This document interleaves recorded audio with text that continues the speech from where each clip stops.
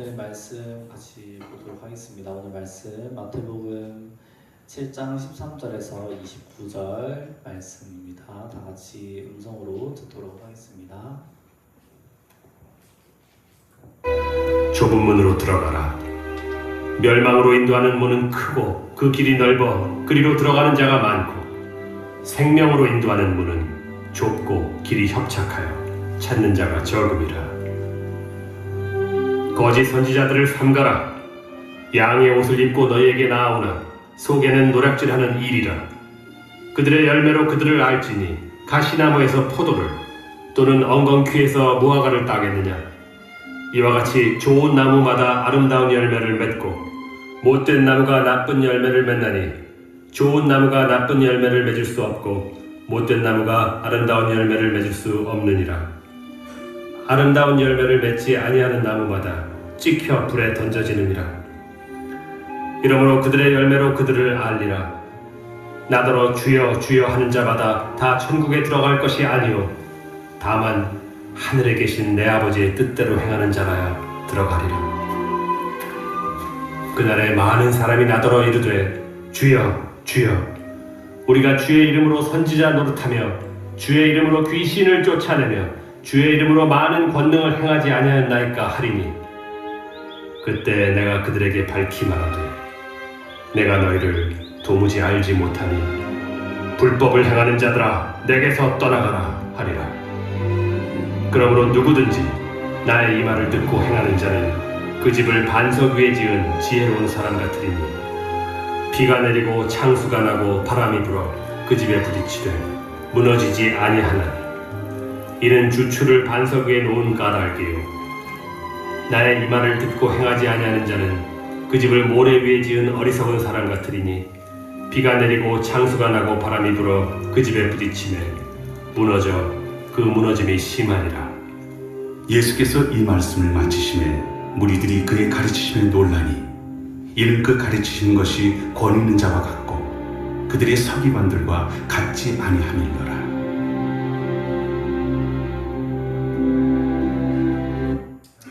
오늘 짝퉁 신앙인 감별법이라는 제목으로 목사님께서 말씀 전해주시겠습니다. 네, 오늘 즉각되기 때문에 좀 늦게 오는 병력도 있는 것 같고 오늘 좀 빈자리가 보이네요. 하지만 또 한 주간 동안 수고한 우리 전우들 옆에 앞뒤에 바라보면서 우리 반갑게 할렐루야로 인사합시다. 할렐루야, 할렐루야, 예, 할렐루야. 네, 한 주간 동안 고생 많으셨습니다. 우리가 주일 예배 후에 생활관으로 올라갔다가 다시 일부 소수의 인원들이 13시 30분에 다시 내려와서 여기 교육관에서 우리가 설수모, 설교 듣고 수다 떠는 모임을 그동안 1년 넘게, 2년 넘었나? 하여튼 오랫동안 진행을 했는데, 이제 아무래도 여러분들이 또 올라갔다 다시 내려왔다가 하는 게 또 쉽지가 않고 날도 무더워지고 그래서 요즘 참여율이 많이가 아니라 지금 거의 없는 것 같아요. 그러다 보니까 당분간 조금 방학을 하고 좀 더 새로운 아이디어로 또 좋은 컨텐츠를 가지고 다시 할 수 있는 방법을 좀 모색해 보도록 하겠습니다. 그래서 당분간 설수문은 방학이라는 거 참고해 주시면 좋겠습니다. 이게 이제 목사인 제가 뭐를 만들어내고 제가 주도적으로 이거 만들었으니까 여러분들 참여하세요 이렇게 하는 것보다는 여러분들이 자발적으로 원하는 거, 저 목사님 교회에서 이런 것 좀 했으면 좋겠습니다 라고 이제 제안, 의견을 주시면 오히려 그런 게 더 자율적으로 활성화가 잘 될 수 있을 것 같아요. 그래서 뭐가 됐든지 간에 여러분들이 원하시는 게 있으면 저나 간부님들 또 군종병 통해서 의견을 주시면 적극적으로 시행할 수 있도록 제가 최선을 다해서 돕도록 하겠습니다.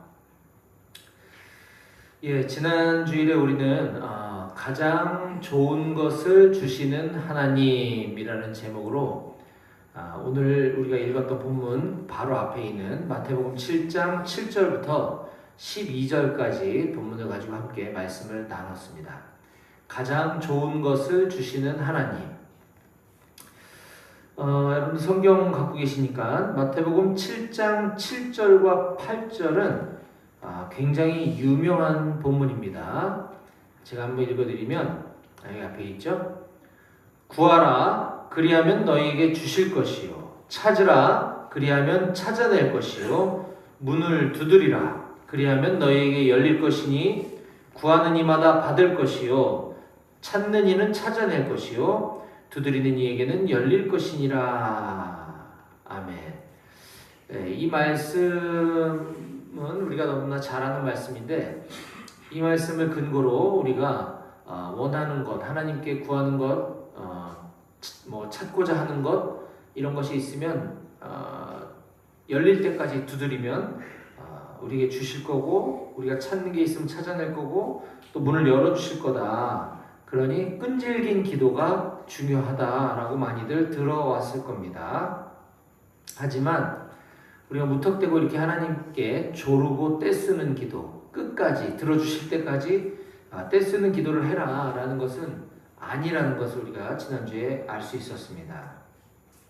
왜냐하면 이 예수님의 가르침 중에 11절 하반절에 보면 우리가 구하고 찾고 두드리고 하는 것들에 대한 모든 결과는 하나님께서 좋은 것으로 주신다라고 말씀했다라는데 그 열쇠가 있습니다.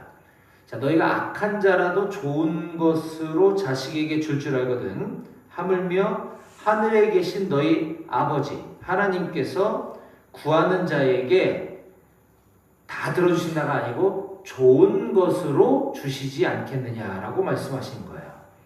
자, 이 좋은 것으로 주신다라는 것에 대해서 우리가 두 가지를 생각해 볼 수가 있었습니다. 자, 첫 번째는 신약성경 다른 복음서인 누가복음 11장 13절에 보니까 너희가 악할지라도 좋은 것을 자식에게 줄 알거든. 똑같죠? 오늘 본문하고. 하물며 너희 하늘 아버지께서 구하는 자에게 성령을 주시지 않겠느냐라고 누가는 기록하고 있습니다. 마태는 이 부분을 좋은 것으로 주시지 않겠느냐, 누가는 성령을 주시지 않겠느냐. 즉, 이 예수님께서 하신 말씀은 우리는 지금 마태복음을 보고 있기 때문에 너희가 구하고 찾고 두드리면 하나님께서 좋은 것으로 주시는 거야. 그럼 그 좋은 게 뭐냐? 바로 성령 하나님을 너희에게 주셨다라고 하는 것입니다. 우리가 아버지 손에 있는 용돈, 아버지가 갖고 있는 무언가를 달라고 떼쓰기 전에 이 아버지가 내 아버지가 되신다라는 것. 아버지의 모든 소유가 다 내 것이 되는 것이죠. 그래서 삼위일체이신 성령 하나님, 우리 하나님 아버지를 우리에게 주셨다. 그것이 가장 좋은 것이다 라고 하는 것을 우리는 깨달아야 할 것입니다.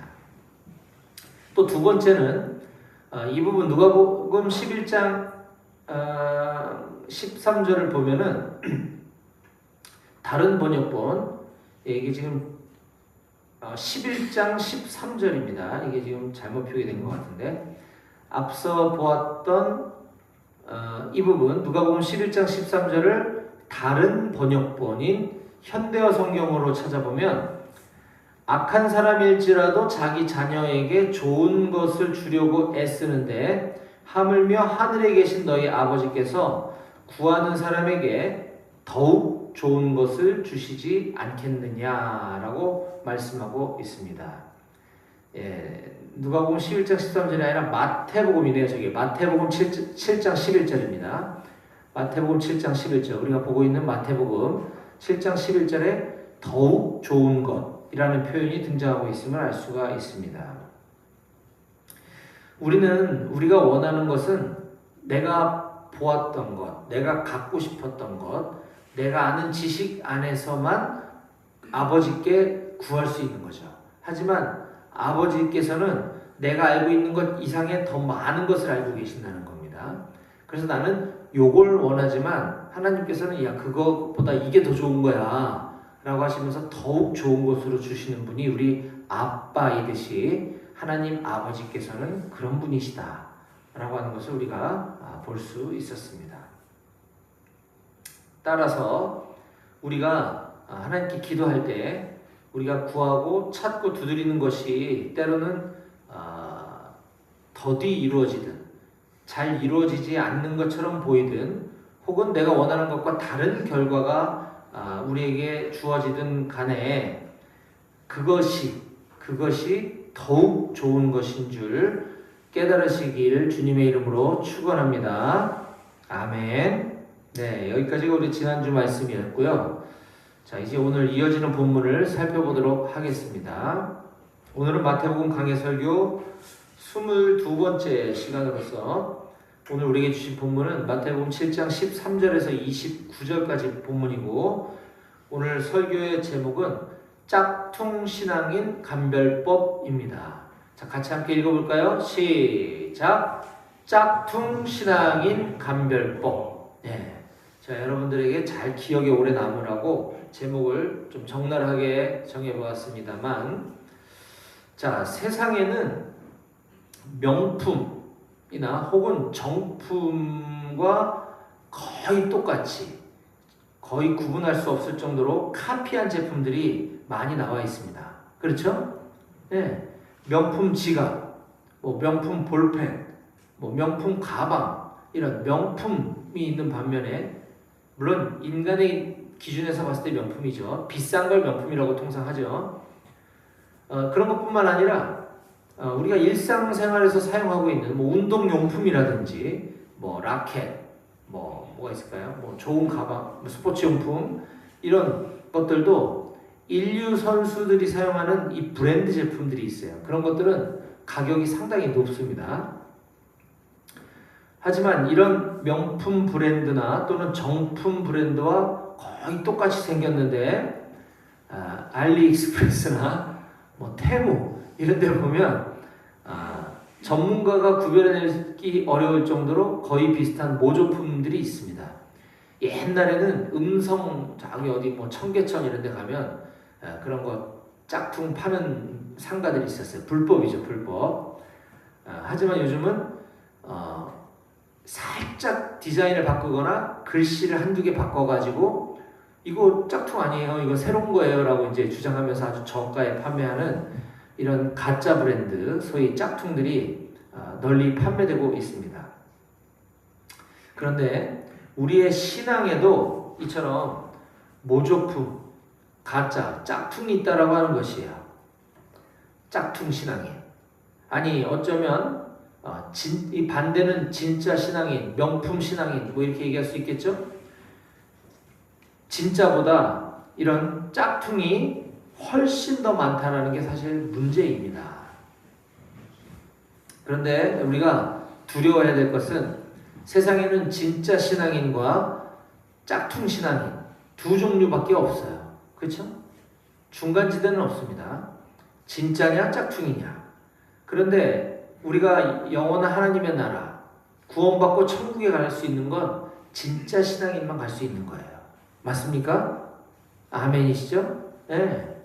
짝퉁 신앙인은 신앙인이 아니기 때문에 천국에 갈 수 없다라고 하는 사실을 우리가 두려워해야 합니다. 따라서 오늘 이 시간에는 근데 이 짝퉁 신앙인은 우리 일반 평신도들뿐만 아니라 소위 목회자나 선지자라 자청하는 이 신앙의 지도자들 중에도 짝퉁이 있다라고 하는 게 또 문제예요. 그래서 여러분들이 교회를 선택할 때 잘 선택해야 되는 것입니다.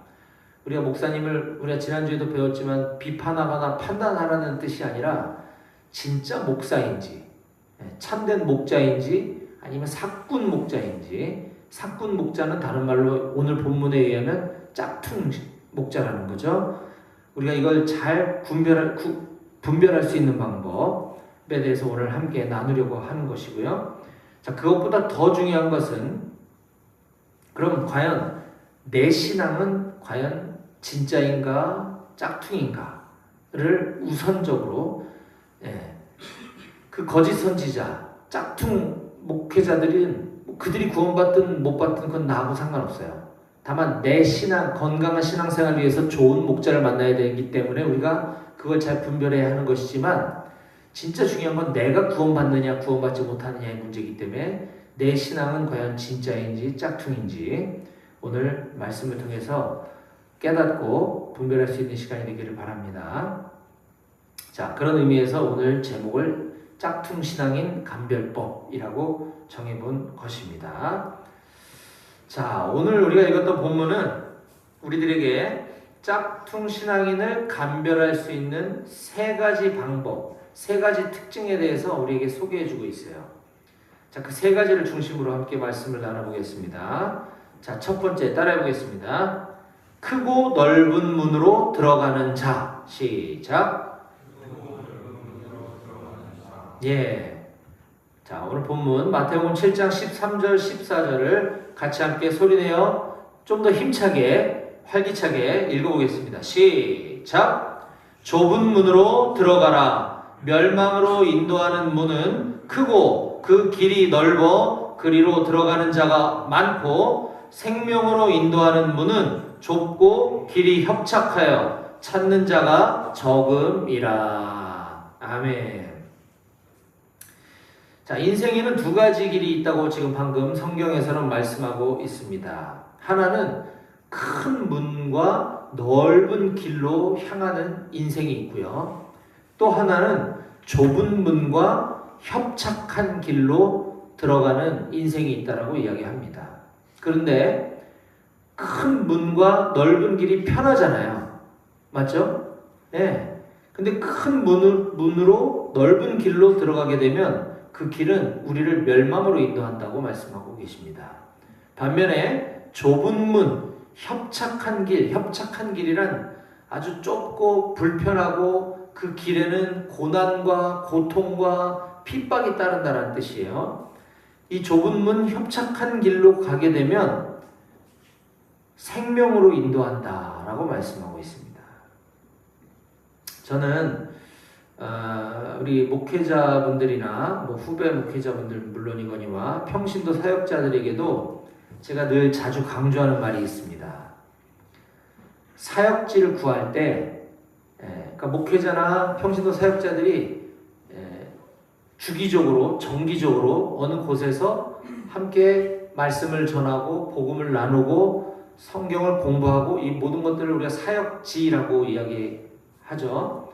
우리가 목회자라면, 평신도 사역자라면 사역하고 있는 곳이 있을 거예요. 저에게 사역지는 우리 군인교회, 높은뜻 배고교회와 임마누엘 교회가 저의 사역지이듯이 이 사역지를 정할 때에는 기도하면서 몇 가지 선택지가 나오겠죠? 그때 우리가 선택할 가장 분명하고 명확한 기준은 이것이 주님의 부르심이다. 이곳이 주님의 인도하심이다라는 걸 확실하게 아주 정확하게 알아듣는 방법이 있다. 그게 뭐냐? 가장 힘들고 가장 어렵고 남들이 가기 싫어하는 곳이다 라는 것이에요. 네. 여러분들이 입장 바꿔서 제가 그런 제의가 있었다는 건 절대 아닙니다. 만약에 어느 대형교회에서 한 달에 500만 원씩 준다 그래요. 목사로 오면. 근데 높은 배고교회로 오면 한 푼도 없어요. 제가 헌금 내고 또 여기 여러분들이 헌금한 걸 모아가지고 우리가 간식도 사 먹고 하는 거예요. 하지만 전 대형교회에서 오라고 한 적이 없습니다. 분명히 밝힙니다. 이 두 군데 선택지가 있다면 어디가 좁은 문이고 협착한 길이고 생명을 인도하는 길일까? 라는 것이죠. 오늘 저 마태복음 7장 13절과 14절에서 예수님께서 분명하게 가르쳐주고 계신 걸 우리는 잊지 말아야 할 것입니다. 저는 대한예수교 장로회 총회 백석총회 소속의 목사입니다. 제가 목사 안수를 받고 난 이후에도 그 이후에도 계속해서 한 10년 동안 대학원, 대학교 여기저기 공부를 많이 했어요. 다 여러분들에게 도움이 되려고. 제가 몇 년 전에 미국 월드미션 대학교에서 예배학 석사 과정 대학원 공부를 하던 중에 신학대학원, 신학대학교는 채플이 있죠. 채플. 소위 말하는 기독교 학교라고 하는 곳에는 고등학교에도 있고 대학교에도 있습니다. 일반 종합대학에도 있듯이 신학대학은 당연히 있겠죠. 채플 시간에 채플이 이제 이 대학생들, 대학원생들이 듣는 예배 수업이에요. 그걸 필수 과목으로 그 예배를 들어야 되고 그 예배에 대한 리포트를 제출해야 되는 거죠. 동문 출신의 어떤 선배 목사님이 오셔서 설교를 한 적이 있습니다. 그럼 이제 그 채플 보고서를 이제 작성해서 내면 이제 평가를 받겠죠.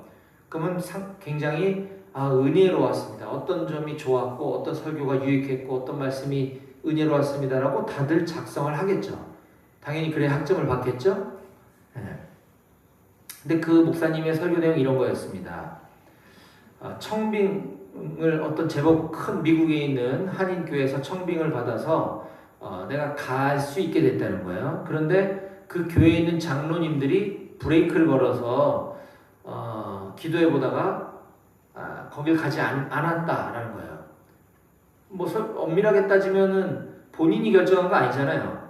거기서 문제를 삼았고 브레이크를 걸었기 때문에 못 간 거죠. 근데 어쨌든 본인이 그 교회를 안 가기로 내려놓았더니 일주일 뒤에 거기보다 더 큰 교회에서 청빙받아서 내가 거기로 갔고 지금 그 교회 담임 목사가 됐다.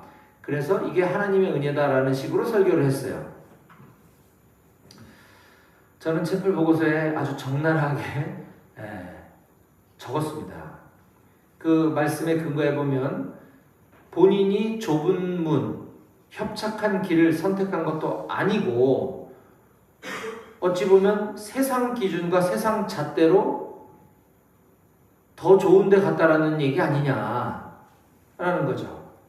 그것이 마치 성공한 목회자인 것처럼 자랑하는 설교는 결코 성경적인 설교라 볼 수 없고 이건 세상 사람들이 이야기하는 기복주의 신앙에 불과하다. 이런 설교를 듣는 지금 이 신대원 목회자 후보생들, 대학생들이 저 설교를 들으면 앞으로 신앙의 사역자로서 어떤 계획과 목표를 가지게 되겠느냐, 기복주의를 부추기는 거 아니냐라는 식으로 제가 굉장히 화를 내면서 레포트를 적었던 기억이 있습니다. 오히려 그 목사님이 그 좋은 교회에서 청빙받았는데 장로님이 반대한 게 아니라 본인이 가기로 마음을 먹었을 때 또 다른 어떤 시골 교회 열악한 교회가 있는 모습을 내가 보고 마음이 편치 않아서 기도해 봤더니 하나님께서 그 교회에 대한 감동을 주시더라. 그래서 나는 좋은 교회, 월급 많이 준다고 하는 대형 교회를 포기하고 시골 교회로 갔습니다라고 했으면 굉장히 은혜스러웠을 것 같아요. 저는 그것이 예수님의 가르침, 성경의 가르침이라고 믿습니다. 자, 다시 한번 오늘 예수님의 산상설교에서 이 부분에 대해 말씀하신 부분을 보겠습니다. 제 14절만 보겠습니다. 생명으로 인도하는 문은 좁고 길이 협착하여 찾는 자가 적음이라. 아멘입니다. 이것은 비단 제가 목회자이기 때문에 목회자의 사례를 들었지만 이 목회자나 사역자들에게만 해당되는 말씀이 아니에요. 우리 그리스도인들은 누구나 모두 다 좁은 문, 협착한 길로 들어가야 할 줄로 믿으시기 바랍니다. 아멘. 예. 자, 두 번째, 짝퉁 신앙인 감별하는 법. 두 번째, 따라해 봅시다. 나쁜 열매 맺는 자. 시작. 나쁜 열매 맺는 자. 예. 16절부터 20절까지를 제가 읽어드리겠습니다. 그들의 열매로 그들을 알지니. 자, 그들은 누구예요? 이게 짝퉁인지 진품인지 잘 모르는 그 어떤 그들의 열매로 그들을 알지니. 가시나무에서 포도를 또는 엉겅퀴에서 무화과를 따겠느냐? 이와 같이 좋은 나무마다 아름다운 열매를 맺고 못된 나무가 나쁜 열매를 맺나니 좋은 나무가 나쁜 열매를 맺을 수 없고 못된 나무가 아름다운 열매를 맺을 수 없느니라. 아름다운 열매를 맺지 아니하는 나무마다 찍혀 불에 던져지느니라. 이러므로 그들의 열매로 그들을 알리라. 네, 무서운 말씀이죠. 열매가 나무를 정하는 건가요? 나무가 열매를 정하는 건가요? 나무가 열매를 정하는 거죠. 네. 그래서 좋은 나무에서 나쁜 열매가 날 수 없다. 나쁜 나무가 좋은 열매를 맺을 수 없다라는 비유를 지금 말씀하고 계신 겁니다. 이것은 믿음과 행위와의 관계로 우리가 생각해 볼 수도 있어요. 자, 좋은 믿음, 명품 믿음을 갖고 있는 진짜 믿음의 소유자는 반드시 좋은 행위라고 하는 결과를, 열매를 맺는다는 것이에요. 자, 기독교 신앙은 믿음의 종교입니다. 믿음으로만 구원을 받는 거예요. 행위로 구원받을 수 없습니다. 그런데 신앙의 행위, 여기서 말하는 신앙의 행위란 예배 잘 드리고 또 헌금도 잘 드리고 그리고 뭐 해외 선교도 가고 또 어려운 이웃도 잘 돕고 이런 것들이 다 행위죠. 행위. 우리가 행동으로 할 수 있는 액션들. 이런 행위를 강조하면 자칫 행위 구원론자로 흐를 수도 있고 행위 구원론자로 오해받을 수도 있어요. 정확하게 행위 구원론자는 이단입니다. 이단. 행위를 잘해야 구원받을 수 있다고 가르치는 건 잘못된 거예요. 네. 헌금 열심히 해야 됩니다. 예배 빠지지 않고 100% 출석해야 됩니다. 그러면 구원받을 수 있습니다 라고 얘기하는 순간 그거는 이단이에요. 짝퉁이에요. 그런데 반대로 놓고 생각해보면 그럴까봐 두려워서 행위를 잘 바라지 못하는 게 이게 어떻게 보면 모순입니다. 행위 중요하죠. 믿음만으로 구원받을 수 있다고 했지만 믿음이 있는 사람이라면 반드시 그 열매로 행위라고 하는 열매가 맺혀지게 되어 있어요. 저는 믿음이 있습니다. 저는 확실해요. 근데 저는 예배 시간에 다른 거 할 일 있으면 전 거기 갈 수도 있는 거 아닙니까? 저 마음으로 믿는다니까요. 이렇게 얘기하는 사람 상당히 많아요. 마음에 믿음만 있으면 되지. 내가 급하거나 있으면 예배 못 드릴 수 있는 거 아니야? 그건 나쁜 열매입니다. 나쁜 열매. 행위가 따라오지 않는 믿음이란 과연 그게 믿음일까? 아니라는 것입니다. 그럼 믿음이 없는 거예요. 자기는 믿음이 있다고 주장하고 싶지만 믿음이 없는 사람입니다. 신앙의 행위라고 하는 것은 믿음이 있는 사람이라면 반드시 따라오는 결과인 줄 믿으시기 바랍니다. 그렇기 때문에 나는 믿음이 있고 나한테는 신앙의 행위 강조하지 말라라고 이야기하거나 마음속에 그런 마음이 있는 사람은 대부분 짝퉁일 가능성이 상당히 높다라는 것입니다. 따라서 이 본문은 예수님께서 바로 이 부분을 강조하시기 위해서 믿음이라는 나무는 반드시 행위라는 열매로 나타난다라고 가르치신 것입니다. 그러므로 진짜 그리스도인과 짝퉁 그리스도인을 구별하는 방법은 그들의 열매를 보고 감별할 수 있는 줄 믿으시기 바랍니다. 아멘. 자, 그러면 열매란 무엇인가? 우리가 행위가 열매다라고 지금 이야기를 했고 또 하나 우리가 잊지 말아야 할 것은 성경에는 육체의 열매와 성령의 열매를 잘 설명해 준 구절이 있습니다. 갈라디아서 5장 19절 이하의 말씀을 보면 육체의 일, 이거는 세상적인 걸 말하는 거예요. 세속적인 것. 육체의 일은 분명하니 곧 음행과 더러운 것과 호색, 그러니까 색을 즐기는 것, 우상 숭배와 주술과 원수 맺는 것과 분쟁과 시기와 분냄과 당짓는 것과 분열함과 이단과 투기와 술 취함, 방탕함, 또 그와 같은 것들이라. 전에 너에게 경계한 것 같이 경계하노니 이런 일을 하는 자들은 하나님 나라를 유업으로 받지 못할 것이요, 천국에 가지 못할 것이요, 오직 성령의 열매는 사랑과 희락과 화평과 오래 참음, 자비, 양선, 충성, 온유, 절제니 이 같은 것을 금지할 법이 없느니라. 우리 모든 그리스도인들은 세상에서 육체의 사람이 아니라 성령의 사람으로서 이와 같은 성령의 열매, 여기 이제 9가지를 표현하고 있어요. 성령의 9가지 열매 맺는 삶을 살아가시기를 주님의 이름으로 축복합니다. 아멘. 자, 마지막 짝퉁 신앙인 감별하는 방법 세 번째 살펴보겠습니다. 따라해 봅시다. 하나님 아버지의 뜻대로 행하지 않는 자. 시작. 하나님 아버지의 뜻대로 행하지 않는 자가 짝퉁이다라고 하는 것입니다.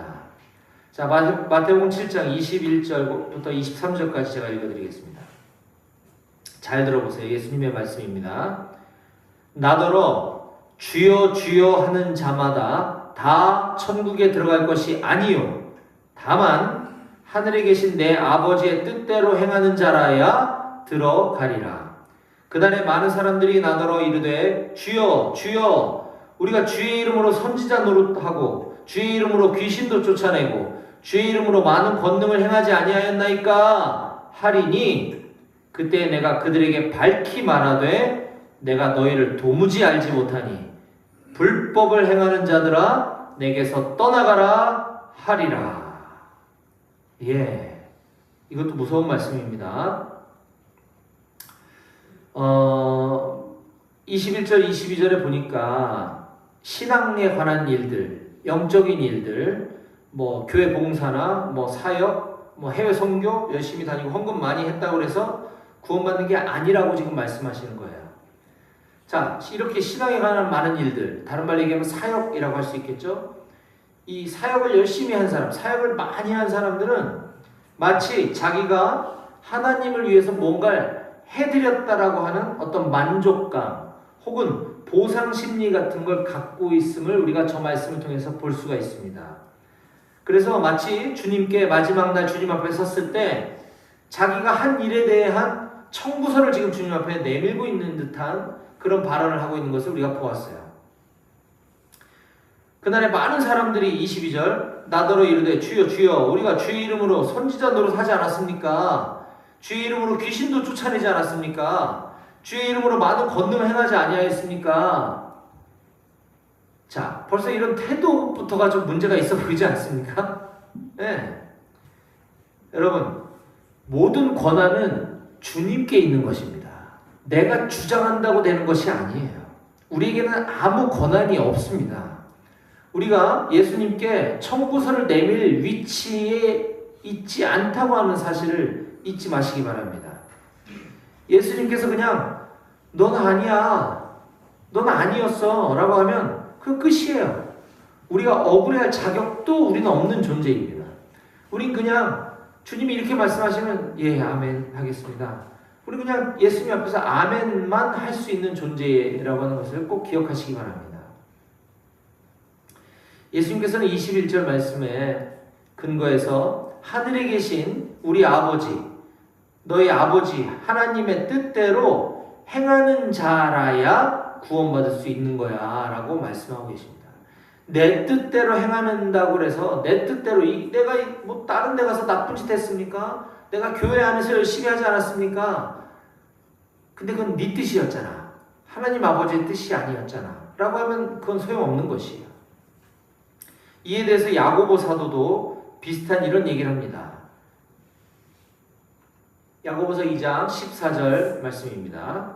내 형제들아 만일 사람이 믿음이 있노라 하고 행함이 없으면 무슨 유익이 있으리요? 그 믿음이 능히 자기를 구원하겠느냐. 26절 영혼 없는 몸이 죽은 것 같이 행함, 하나님의 뜻대로 행하는 행함이죠. 행함이 없는 믿음은 죽은 것이니라. 아멘. 따라서 우리가 꼭 구원받고 천국 가기 위해서는 오늘 본문 21절의 말씀처럼 하늘에 계신 우리 아버지의 뜻대로, 내 뜻대로가 아닌 하나님 아버지의 뜻대로 행하는 저와 여러분들이 다 되어야 할 줄 믿으시기 바랍니다. 아멘. 예, 지금까지 말씀 마무리하겠습니다. 우리는 지난 수주간 마태복음 5장부터 7장까지에 걸쳐서 예수님께서 팔복산 위에서 가르치신 구약 성경, 이때 신약이 없을 때니까 구약 성경 말씀을 제대로 다시 재해석해서 가르쳐 주신 산상 설교 말씀을 살펴보았습니다. 이제 오늘로서 7장을 마무리하면서 예수님의 산상 설교의 결론부처럼 장장 마태복음 5장, 6장, 7장에 걸쳐서 길게 말씀하신 예수님의 산상설교의 결론처럼 핵심처럼 말씀하신 부분은 말씀을 듣기만 하고 지켜 행하지 않는 것은 소용없다. 그건 가짜야. 라고 하는 것임을 우리가 볼 수 있었습니다. 우리는 오늘 짝퉁 신앙인 감별법이라는 제목의 말씀을 통해서 거짓 선지자, 짝퉁 선지자, 짝퉁 목사를 구분하는 방법을 배웠을 뿐만 아니라 동일한 기준, 동일한 잣대로 내 자신의 신앙은 과연 짝퉁인가 진짜인가를 먼저 되돌아보는 시간을 가졌습니다.